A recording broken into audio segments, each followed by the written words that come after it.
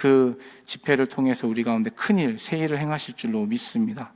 여러분 믿으십니까? 사모하는 자들에게 그 은혜가 있을 줄로 믿습니다. 오늘 하나님 말씀 같이 나누도록 하겠습니다. 우리 고린도전서 1장 18절에서 25절까지만 보도록 하겠습니다. 고린도전서 1장 18절에서 25절의 말씀을 우리 천천히 같이 합독하시겠습니다. 우리 읽어보겠습니다. 18절입니다. 시작. 십자가의 도가 멸망하는 자들에게는 미련한 것이요 구원을 받는 우리에게는 하나님의 능력이라. 기록된 바 내가 지혜 있는 자들의 지혜를 멸하고 총명한 자들의 총명을 폐하리라 하였으니 지혜 있는 자가 어디 있느냐? 선비가 어디 있느냐? 이 세대의 변론가가 어디 있느냐? 하나님께서 이 세상의 지혜를 미련하게 하신 것이 아니냐? 하나님의 지혜에 있어서는 이 세상이 자기 지혜로 하나님을 알지 못하므로 하나님께서 전도에 미련한 것으로 믿는 자들을 구원하시기를 기뻐하셨도다. 유대인은 표적을 구하고 헬라인은 지혜를 찾으나 우리는 십자가에 못 박히신 그리스도를 전하니 유대인에게는 거리끼는 것이요 이방인에게는 미련한 것이로되 오직 부르심을 받는 자들에게는 유대인이나 헬라인이나 그리스도는 하나님의 능력이요 하나님의 지혜니라. 하나님의 어리석음이 사람보다 지혜롭고 하나님의 약하심이 사람보다 강하니라. 아멘. 하나님의 능력과 지혜로 사세요. 이런 제목으로 함께 말씀 나누고 싶습니다. 여러분, 닭에게는요, 꼬꼬닭 아시죠? 꼬꼬닭. 시골에 가면 꼬꼬닭이 있는데, 이 닭에게는 진주와 옥수수 알맹이 둘 중에 뭐가 더 가치 있는 걸까요? 당연히 옥수수 알맹이죠. 닭한테 진주를 갖다 준다고 닭이 좋다구나, 그걸 먹으면서 그 가치를 알까요? 모른다라는 것입니다. 우리 아이들 중에 우리 집에 3명의 아이가 있는데요. 그 중에 누군지는 밝히지 않겠지만 있어요. 좀 시크한 애, 중간에 있는 애. 그 아이는 그 음식점에 가면요, 항상 그 나무젓가락 이렇게 포장지 있잖아요. 나무젓가락 빼고 나서 포장지나 숟가락을 감싸고 있는 덮개 같은 거 있잖아요. 그거를 꼭 달라고 그래요. 그리고 그걸 모으더라고요. 그걸 뭐 하나 봤더니 그걸로 그냥 모으는 재미로 그걸 장난감처럼 그걸 모으더라고요. 그런데 여러분, 그거 저한테 주면 제가 그거를 잘 모아가지고 집에 잘 가지고 가가지고 신주단지 모시듯이 그걸 모시겠습니까? 그렇지 않죠. 우리 딸에게는 그게 뭔가 의미가 있는 거지만 저에게는 그냥 쓰레기일 뿐이에요.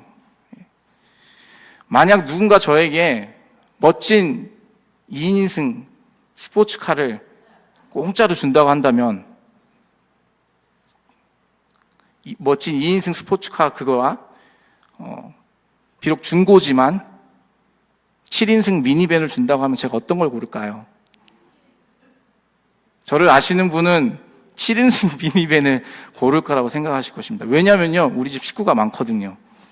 2인승 스포츠카 줘봤자 뭐 혼자밖에 못 타요. 네, 와이프 태우고 뭐 어디 갈 수는 있겠지만 애들이랑 식구들이 많아서 그게 아무 의미가 없습니다. 제가 무슨 말씀을 좀 드리냐면요, 누구에게 쓸모없는 것이 어떤 사람에게는 귀하고요, 가치 있는 것이 될 수 있다는 것이에요. 반대로 어떤 사람에게 귀한 것이 다른 누군가에는 쓸모없는 것일 수 있다는 것이에요. 이것은 모든 사람들이 각자 자기 자신만이 가지고 있는 가치 기준이 있다는 것을 말해줍니다. 어떤 가치 기준, 다시 말해서 어떤 가치관을 가지고 있느냐는 굉장히 중요합니다. 왜냐하면 그 가치관에 따라서 생각의 기준이 바뀌게 되고요, 그 생각의 기준에 따라서 삶의 방식과 방향이 바뀌기 때문입니다. 그래서 내가 가지고 있는 가치관이 무엇인지 파악하는 것은 정말 중요한 일이에요. 그리고 반드시 스스로가 좀 진지하게 한번 생각해 봐야 될 문제라는 것이요. 내가 가지고 있는 내 삶의 가치관은 무엇인가? 여러분이 잘 아시고 느끼시다시피 요즘은 불확실성의 시대이지 않습니까? 미래에 대한 불확실함, 그것이 극에 다른 시대에 우리가 살고 있습니다. 전쟁과 자연재해, 그리고 수많은 사건과 사고가 자고 일어나면 들려지는 시대에 우리가 살고 있어요. 미래에 대한 확실함이 없는 시대를 우리가 살고 있다는 것입니다. 특히 많은 젊은 세대 청년들이 자신들의 미래에 대한 불확실성 때문에 불안해하고 있는 거예요. 불안감에 사로잡혀 있습니다. 그래서 많은 사람들이 무엇이든 분명한 것을 찾길 원해요. 분명하고 명확한 것. 그러다 보니까 어떤 사회적인 현상이 있냐면 자기의 성향에 대해서 분명하게 단정을 지어요. 우리 잘 알고 있는 MBTI 이런 테스트 있잖아요. 그런 걸로 인해서 자기 자신을 분명하고 명확하게 정의를 시킨다는 거예요. 이렇게 자신의 성격에 대해서 사람들은 명확하고 분명한 걸 좋아합니다. 그리고 거기에 에너지를 쏟아요. 너는 뭐야? 너 E야, I야, 뭐야? 너 F야, 뭐 T야, 뭐. 그걸로 너는 그래, 나는 그래. 분명하고 명확하게 뭔가를 알기를 원한다는 것이에요. 그런데 여러분, 뭐 MBTI 하지 말라는 얘기가 아닙니다. 그거 좋은 거예요. 그걸 통해서 나를 알 수 있으니까 좋은 건데, 그렇게 자신의 성향과 성격에 대해서 많은 사람들이 관심을 갖는 것만큼 사실은 원래 더 중요한 것은 나 자신이 내가 가지고 있는 가치관에 대해서 진지하게 고민해 볼 필요가 있다는 것이에요. MBTI로 나를 파악하는 것도 중요하지만 그것만큼 중요한 게 뭐냐면 내 가치관은 무엇인가? 내 가치관은 무엇인가를 파악하고 이해하는 것이 어쩌면 더 중요하다는 것이에요. 왜 이렇게 가치관을 얘기하냐면요. 앞에 말씀드렸던 것 같이 내가 가지고 있는 그 가치관에 따라서 내 생각의 기준이 바뀌게 되고요. 그 생각의 기준에 따라서 나의 삶의 방식과 방향이 정해지기 때문이에요. 닭의 가치관은 진주는 쓸모없는 거예요. 필요 없는 거예요. 그거 줬다 뭐예요? 닭에게. 닭이 가지고 있는 가치관의 최고는 먹는 거예요. 옥수수 알맹이. 그러면 닭은 당연히 옥수수 알맹이를 결정하겠죠. 선택을 하겠죠. 가치관의 기준에 따라서 삶의 방향과 방식이 바뀐다는 것이에요. 거꾸로 말씀드리면 여러분의 삶의 방식과 방향은 여러분이 가지고 계신 생각과 가치관을 보여주고 있습니다. 삶은 내 가치관을 드러내게 돼 있다는 것이에요. 오늘 말씀의 핵심이 바로 이 가치관입니다. 오늘 18절 말씀을 같이 한번 읽어보기를 원하는데요. 18절 말씀 같이 읽어볼까요? 시작. 십자가의 도가 멸망하는 자들에게는 미련한 것이요 구원을 받는 우리에게는 하나님의 능력이라. 아멘. 멸망하는 자에게는 십자가는 미련한 것, 쓸데없는 것이라고 말씀합니다. 그런데 구원받는 우리에게는 십자가는 하나님의 능력이라고 말씀하셔요. 오늘 본문의 말씀을 가지고 세상 가치관과 하나님 나라의 가치관 좀 비교하면서 정리해 보기를 원합니다. 먼저 18절 말씀을 통해 우리가 알 수 있는 것은 세상의 가치관과 하나님 나라의 가치관이 서로 다르다라는 것이에요. 세상 나라의 기준으로 볼 때 예수 그리스도의 십자가 사건은 그것을 믿는 것은 미련한 것이에요. 미련한 짓. 멍청한 짓. 좋은 말로 미련한 거지 멍청한 짓, 바보 같은 짓. 여러분, 세상의 기준으로 한번 봐보세요. 세상의 가치관과 세상의 논리로 한번 봐보세요. 전혀 남자를 알지 못한 처녀가, 한 번도 남자를 경험해보지 못한 처녀가 하루아침에 아기를 가졌어요. 여러분, 세상의 가치관으로 그게 이해가 되십니까? 그런 일이 있을 수 있을까요? 또요, 죽은 사람이 하루 이틀도 아니라 죽은 지 3일 만에 다시 살아서 부활했대요. 여러분, 세상의 가치관으로 이게 이해가 되십니까? 세상 가치관으로 보면요, 성경은 아주 허무맹랑한 소설입니다. 픽션이에요, 픽션. 누가 지은 얘기라는 거죠. 이런 말도 안 되는 소설과 픽션을 실제라고 믿는 것보다 어리석은 사람들이 어디 있습니까, 여러분? 여기 많이 계시네요. 세상 가치관을 보면요, 성경은 어리석은 것이에요. 이걸 믿는다? 손가락질 받는 거예요. 하지만 하나님 나라의 지혜와 가치관을 가지고 본다면 예수 그리스도의 십자가 사건은 능력입니다, 여러분. 그걸 믿는 것으로부터 능력이 나온다라고 말씀하고 계세요. 다시 말해서 세상의 가치 기준을 갖고 보면 십자가 사건을 믿는다는 것은 미련한 짓이지만 하나님 나라의 가치와 기준으로 본다면 십자가 사건은 우리를 죄와 사망에서 구원하는 하나님의 놀라운 능력이라는 것이에요. 세상의 가치관과 하나님 나라의 가치관은 그래서 다른 것이에요. 다르다라는 거예요. 또 두 번째로 21절을 통해서 우리가 또 다른 특징을 하나 발견할 수가 있는데요. 21절 말씀을 같이 한번 읽어볼까요? 시작. 하나님의 지혜에 있어서는 이 세상이 자기 지혜로 하나님을 알지 못하므로 하나님께서 전도에 미련한 것으로 믿는 자들을 구원하시기를 기뻐하셨도다. 여러분, 21절의 말씀을 통해 보면요, 세상 나라의 가치관과 하나님 나라의 가치관의 또 다른 특징은 바로 세상의 가치관으로는 결탄코 never 하나님을 알 수 없다는 것입니다.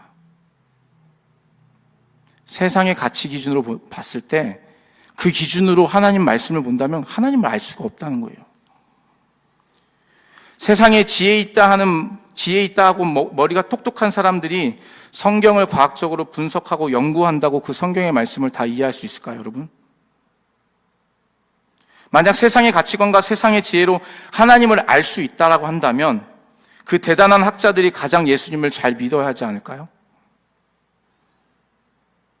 여러분도 아시다시피 많이 들으셨겠지만 평생을 그 말씀을 연구하는 신학자들, 신학 교수들 중에는요, 예수님의 부활을 믿지 않는 분들 많이 있습니다. 많이 있어요. 하나님께서 인간에게 자신을 알 수 있도록 허락하신 방법은 세상에서 가치 있다 하는 세상의 지혜로가 아니었습니다. 세상이 가치 있게 여기는 그 돈으로가 아니라는 것이에요. 세상에서 가치 있다고 말하는 그 명예로 하나님을 알 수 있도록 허락해 주지 않으셨다라는 것이에요.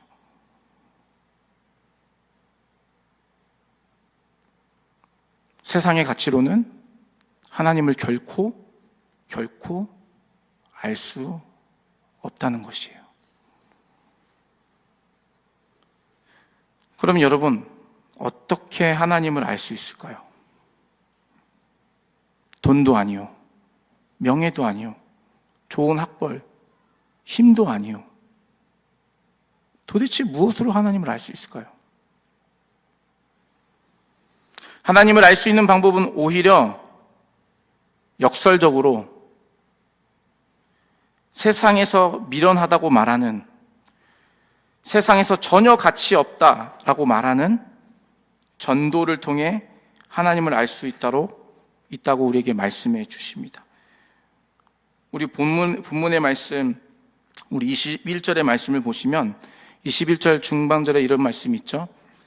하나님께서 전도에 미련한 것으로 믿는 자들을 구원하시기를 기뻐하셨도다. 전도는요, 세상이 바라볼 때, 세상의 가치관으로 볼 때 미련한 것이에요. 이때 당시에 헬라 문화권에 있던 사람들은 논리로 상대를 설득해야 하지만이 그게 가치 있는 것이었어요. 수사학 기법이 발달됐던 시대였기 때문에 그래서 되게 그 말 잘하는 것이 중요했었어요, 그때 당시는. 그리고 한번 들었던 어떤 이론들에 대해서는 별로 사람들이 관심이 없어요. 성경의 사도행전에도 나오잖아요. 그런 세상에서 전도는 미련한 거예요. 우리 한국어 성경에는 전도라고 표현했는데요, 영어 성경으로는 저기 빨갛게 제가 표시를 해놨는데요, What we preach 이렇게 표현하고 있습니다. 헬라어 원문에는 케르그마라는 단어로 설명되고 있어요. 케르그마 많이 들어보셨죠, 여러분? 선포, 선언이라는 뜻입니다. 다시 말해서 하나님을 알 수 있는 방법을 우리에게 주셨는데 그 방법은 무엇이냐면 전도라는 것이에요. 근데 전도는 이런 의미가 포함되어 있습니다. 먼저 믿은 자들의 선포와 선언을 통해 하나님을 알 수 있도록 하셨다는 것이에요. 전도의 올바른 의미는 먼저 믿은 자가 그 믿음을 선포하고 선언하는 게 전도라는 것이에요, 여러분. 그래서 여러분, 우리 흔히들 교회에서 쓰는 말, 전도합시다, 전도합시다 했을 때 우리가 생각하는 그 전도가 이 전도가 아니에요. 죄송한 말씀이지만 전도는 교회 자랑이 아닙니다. 전도는 교회 프로그램 자랑하는 게 아니에요. 참된 전도는 선포와 선언입니다. proclaim, 선포와 선언이에요. 그럼 무엇을 선포해야 됩니까, 여러분? 전도라는 걸 통해 하나님을 알게 하셨다고 말씀해 주셨는데, 그럼 우리가 무엇을 선포해야 되는 겁니까? 23절에 그 대답이 있습니다. 23절 말씀 같이 한번 읽어보겠습니다. 시작. 우리는 십자가에 못 박힌 그리스도를 전하니 유대인에게는 거리끼는 것이요 이방인에게는 미련한 것이로되. 여러분, 23절의 말씀에 의하면요, 그 말씀, 그 전도의 선포와 선언은 무엇이냐면 바로 십자가에 못 박히신 그리스도라고 말씀하십니다. 십자가에 못 박히신 그리스도를 선포하는 게 전도라는 것이에요, 여러분. 그래서 여러분, 교회에서 전도합시다 라고 얘기했을 때 그 의미는 교회가 밖에 나가서 우리 교회 자랑해서 사람들을 교회 안으로 끌고 들어옵시다, 이 의미가 전혀 아닙니다, 여러분. 전도는 십자가에 못 박히신 그리스도를 그들에게 선포하는 거예요. 복음을 선포하는 게 전도입니다, 여러분. 복음의 선포, 그리스도를 선포하는 것이 전도라고 주님은 말씀하고 계세요. 그리고 이 복음의 선포를 통해 하나님을 알 수 있다고요. 예수 그리스도, 복음의 말씀이 아니면 결코 하나님을 알 수도 믿을 수도 없다라는 것이에요. 그래서 요한복음 14장 6절에 우리가 잘 알고 있는 이 말씀이 있잖아요. 우리 같이 한번 읽어보겠습니다. 시작.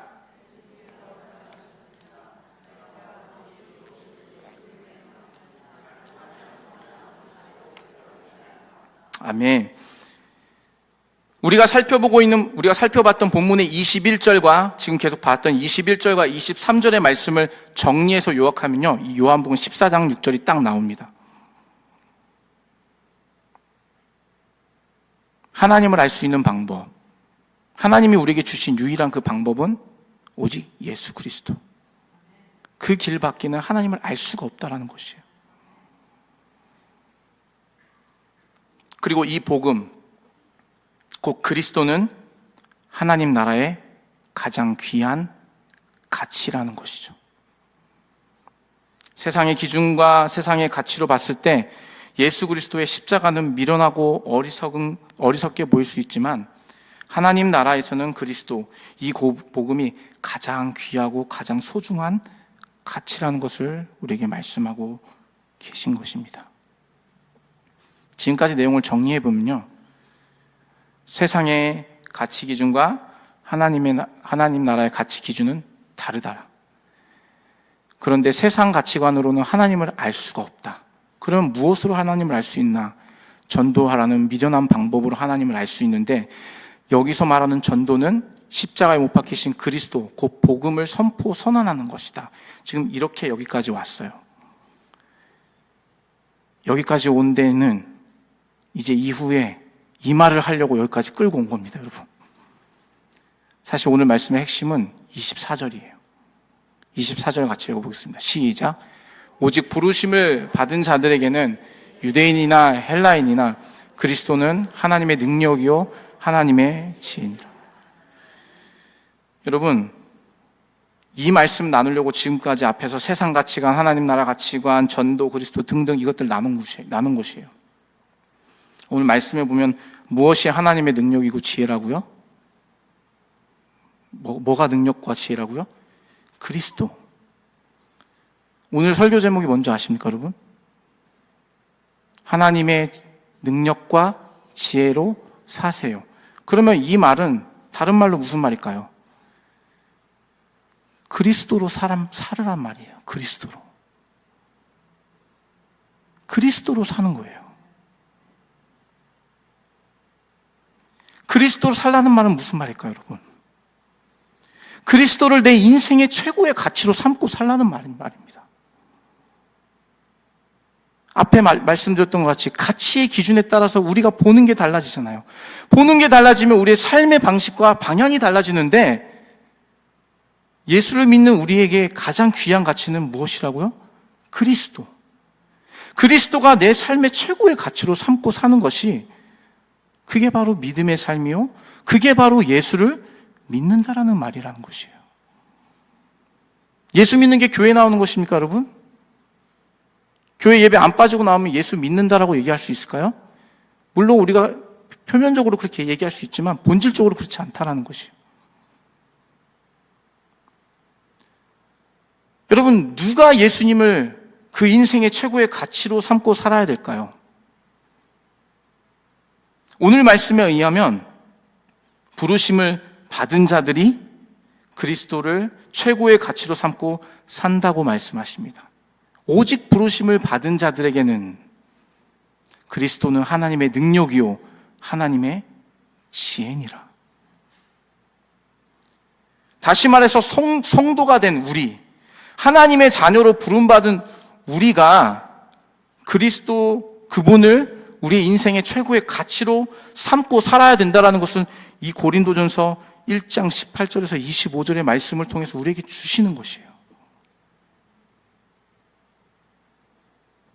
이게 바로 예수 믿는다라는 의미입니다. 교회 빠지지 않고 잘 다니면 예수 믿는다라는 게 아니라, 교회 직분받아서 직분대로 봉사 열심히 하면 그것이 예수 믿는다라는 게 아니라, 내 삶의 가치관이 예수냐 아니냐, 그걸 통해서 내가 예수 믿는가 아닌가를 볼 수 있다는 것입니다.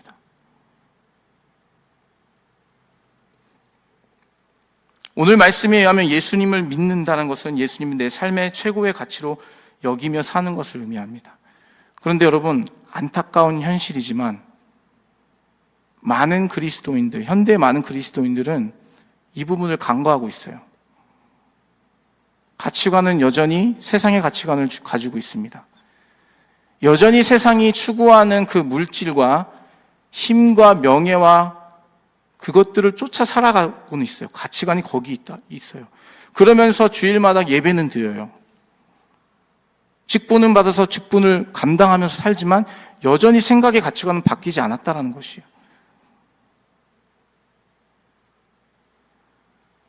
그런데 여러분, 성경은 우리에게 분명한 진리를 가르쳐주지 않습니까?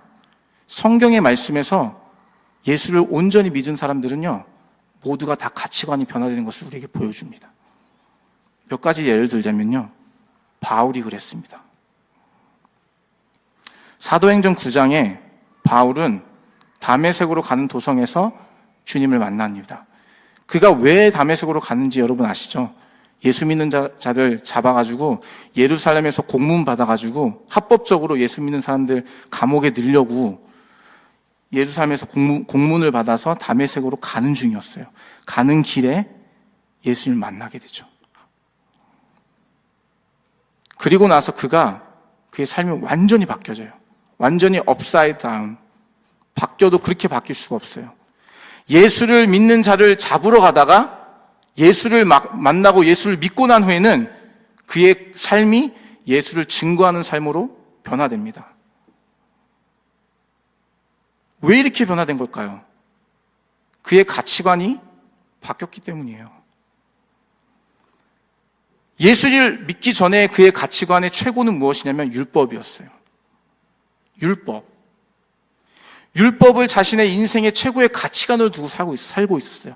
그래서 그 율법을 폐한다라고 생각했기 때문에 그리스도인 잡아가지고 그 열심을 낼 수 있었던 것이죠. 그런데 예수님을 만나고 나니 그의 삶의 가치관이 율법에서 예수 그리스도로 트랜스퍼 됐어요. 그리고 나서 그의 삶은 평생 복음을 증거하는 삶으로 살게 되었다는 것이죠. 여러분 보이십니까? 가치관의 변화가 이렇게 사람을 변화시키는 걸? 빌립보서 3장 7절과 9절에 그가 그래서 그렇게 고백을 하고 있어요. 빌립보서 3장 7절과 9절의 말씀 스크린에 준비는 되어 있지 않지만 이건 한번 찾아봤으면 좋겠습니다. 우리 빌립보서 말씀으로 한번 가볼까요? 빌립보서 3장 7절과 9절의 말씀입니다.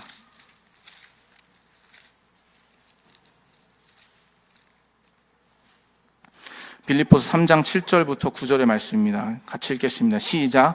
그러나 무엇이든지 내게 유익하던 것을 내가 그리스도를 위하여 다 해로 여길 뿐더러 또한 모든 것을 해로 여김은 내 주 그리스도 예수를 아는 지식이 가장 고상하기 때문이라. 내가 그를 위하여 모든 것을 잃어버리고 배설물로 여김은 그리스도를 얻고 그 안에서 발견되려 함이니 내가 가진 은은 율법에서 난 것이 아니요 오직 그리스도를 믿음으로 말미암은 것이니 곧 믿음으로 하나님께로부터 난 의라.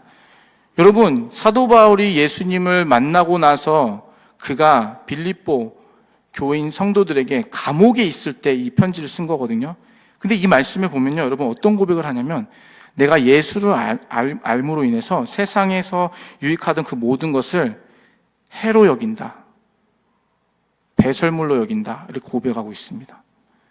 그리고 예수를 아는 지식이 가장 고상하다, 가장 귀하다라고 고백하고 있습니다. 자기 가치관이 바뀌었다라는 것을 이렇게 고백을 하고 있는 것이죠. 누가복음 19장에 여러분 잘 알고 계신 삭개오가 있습니다. 그는 세리장이었어요. 세리 중에서도 장, chief tax collector. 세리장으로서 그 물질이 그의 삶의 가치 기준이었습니다. 가장 큰 가치관이었어요. 그런데 그가 예수님을 만나고 난 후 예수님을 자신의 삶의 주인으로 영접한 후에 자신의 소유 반을 팔아서 가난한 자들에게 나눠주겠다고 고백을 합니다. 여러분, 물질에 대해서 욕심을 가지고 있는 사람이 예수님을 만나고 나서 내 물질의 반을 내가 나눠줄게요. 그리고 내가 누구 속인 거 있으면 내가 4배나 갚아줄게요. 물질을 포기하는 모습을 보여준다는 것은요, 그의 가치관이 바뀌었다는 것이에요.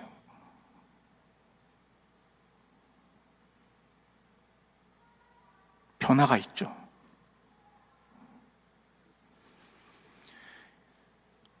그러나 안타깝게도 성경에서 실패한 사람들의 이야기도 있습니다.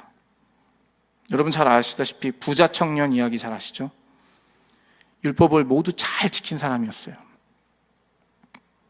어떻게 하면 영생을 얻을 수 있을까요? 예수님께 찾아가서 그렇게 아주 하이 퀄리티의 어떤 그런 질문을 던졌던 사람이에요.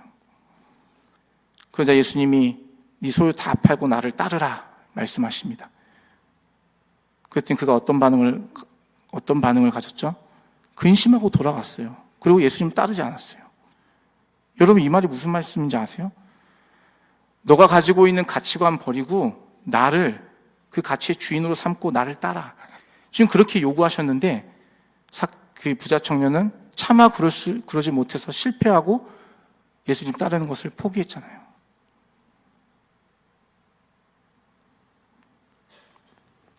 예수를 믿는다라는 건 그 예수 그리스도를 나의 삶의 가장 귀한 가치관으로 모시는 것이에요. 예수님을 나의 삶의 가장 중요한 부분으로 모셔드리는 것이에요. 예수를 믿기 전과 믿고 난 후의 삶이 만약 똑같다면 여러분, 여전히 나는 세상 가치관을 가지고 살고 있다라면 죄송한 말씀이지만 예수를 정말 믿는 건지 아는지 점검해 봐야 되는 것이에요. 고린도 후서 5장 17절에 이렇게 말씀하고 계십니다. 같이 읽겠습니다. 시작. 그런즉 누구든지 그리스도 안에 있으면 새로운 피조물이라. 이전 것은 지나갔으니 보라 새 것이 되었도다. 여러분, 예수 안에 있으면 새 것이 됐대요. 새로운 가치관으로 주인이 바뀌어버리는 거예요. 예수 안에 있는데 어떻게 여전히 옛날에 그 모셨던 그 헛된 것들을 우리가 섬길 수가 있냐고요. 불가능하다는 것입니다. 그리스도를 믿는다는 것은 이전의 옛 세상 가치관을 버리고 그리스도를 최고의 가치로 삼고 그분을 따라 살아가는 것을 의미합니다. 여러분의 가치관이 예수님이 아니면 예수 믿는 것이 아닐 수 있습니다. 여러분의 가치관이 바뀌지 않은 상태로 열심히 교회 다니고 봉사하고 그렇게 살고 계신다면 어쩌면 그거는 나 자신을 스스로 속이는 기만에 가까운 행위를 하고 있는 것일 거예요. 성경은 우리에게 분명하게 말씀하고 있습니다. 이것이 진리인데요. 예수를 믿으면, 예수를 정말 주인으로 삼으면 예수가 내 인생의 가장 귀한 가치관으로 바뀔 수 없다라는 것이에요. 예수 그리스도는 여러분에게 어떤 가치이십니까? 혹시 예수 그리스도 그분보다 더 소중한 가치가 여러분 안에 있지 않으신가요? 여전히 예수님 믿기 전에 세상이 자라가는 그 가치관을 따라서 살고 계시지는 않으신가요?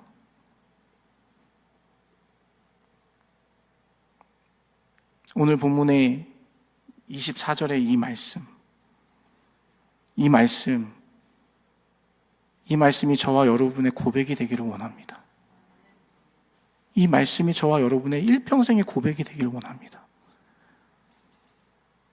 우리 말씀 마지막으로 같이 한번 우리 마음 담아서 한번 고백했으면 좋겠어요. 하나님께 올려드렸으면 좋겠어요. 같이 한번 읽어볼까요? 시작.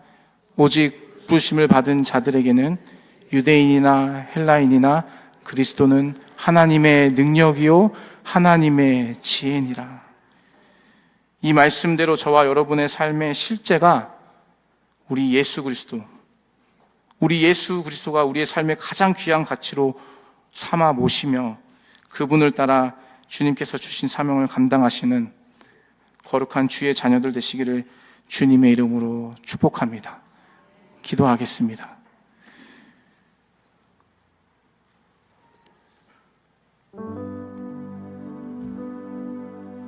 하나님 아버지,